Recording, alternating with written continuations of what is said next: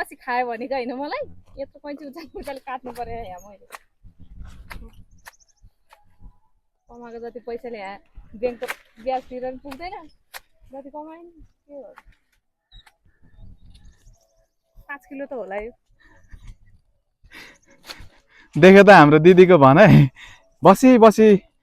घरमा बसेर चाहिँ कमाएर खाएको मात्रै देख्छ हैन गाइस यहाँनिर दुःख गरेको चाहिँ देख्दैन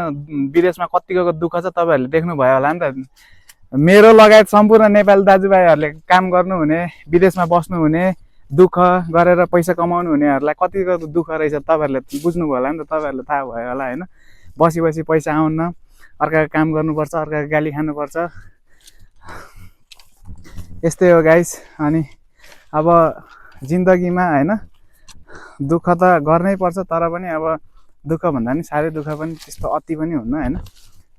यति भन्दै हैन गाइस अब पोर्चुगलको अंगुरको टुप्पा काट्ने पनि तपाईलाई देखायो हैन अहिलेलाई भने चाउ फेरि अर्को भ्लगमा भेटौँला हैन मेरो छोटो मिठो र सानो भ्लगलाई तपाईहरुले माया गर्दिनु होला लाइक शेयर कमेन्ट गर्दिनु होला ल युट्युबलाई सब्स्क्राइब पनि गर्दिनु होला र म काममा हुनाले मैले त्यति खासै मैले भिडियोहरु पनि बनाउन पाउँदैन हैन कराउँछ पनि सो बाइ अहिलेलाई चाउ